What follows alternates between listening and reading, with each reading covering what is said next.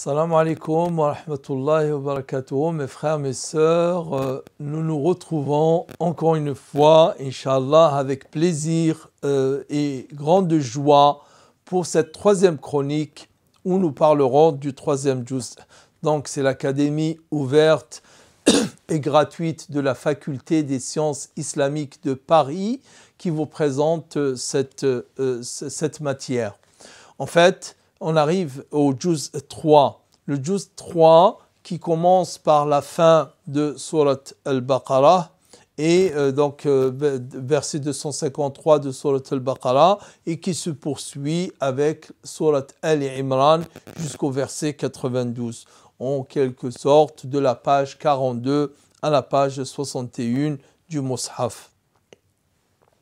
Le verset 253 où Allah Ta'ala dit Tilka ar-rusul faddalna ba'dahum ala ba'd. Il sera question des messagers. Il était question dans la sourate précédente, Al-Baqarah, où Allah il parle de Ibrahim, il parle de Moussa, il parle de Yaqub et d'autres.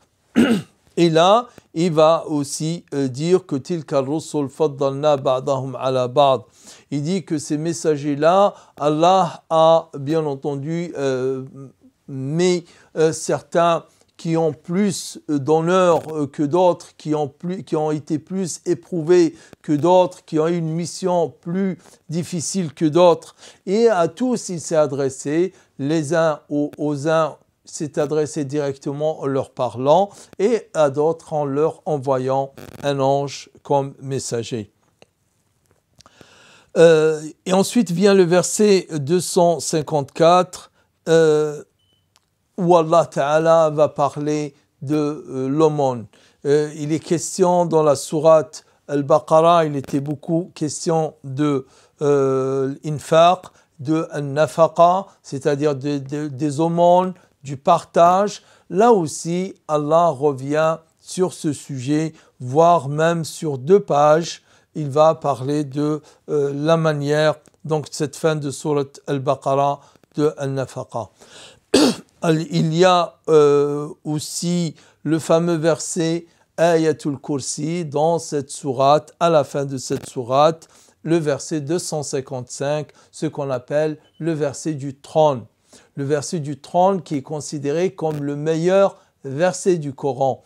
Quand je dis le meilleur, toute la parole d'Allah est belle et meilleure, mais il y a un verset à lui tout seul qui résume, qui condense, qui matérialise, je dirais, le message du Coran qui est de nous parler d'Allah Ta'ala, Allahu la ilaha illahu al-hayyul qayyum. Allah, il n'y a d'autre Dieu que lui, al-hayy, le vivant, al-qayyum, qui se suffit à lui-même et dont tout le monde a besoin. Et à la fin de ce verset vient le verset 256, le verset de la ikrah. La ikrah qu'on répétera aujourd'hui plus que jamais. Oui, cette religion est fondée sur la non-coercition. La ikraha fid din signifie qu'il n'y a point de contrainte. Nul n'est obligé à embrasser l'islam. Nul n'est contraint à embrasser l'islam. Ceux qui rentrent en islam, ceux qui embrassent l'islam, le font de tout cœur et en toute conscience. Et rien ni personne en tout temps et en tout lieu ne peut les forcer à le faire. Ensuite, dans les versets 258, 259 et 256, nous avons 3 récits. 3 récits où Allah Ta'ala dit, nous parle, as-tu vu ou bien étais-tu présent de celui qui a polémiqué avec Ibrahim à propos de son Seigneur. Quand Ibrahim il dit mon Seigneur il fait vivre, il ressuscite, et l'autre il nie cela, et Ibrahim il lui dit mon Seigneur c'est lui qui ramène le soleil de l'est et le fait coucher en ouest. Il y a aussi le deuxième récit toujours à propos de la résurrection où Allah il nous parle, verset 259, de cet homme qui est passé par un village. Il a vu un village qui était tout en ruine. Tout en ruine, il a dit, là maintenant les habitants de ce village qui ne sont plus là, il n'y a que des ruines, les gens qui habitaient ici pourront-ils être ressuscités? Dieu est-il capable de ressusciter cela? Et Allah lui donnera, il le sent par lui-même, pour lui montrer qu'il est capable de ressusciter ce village-là, cet homme est mort.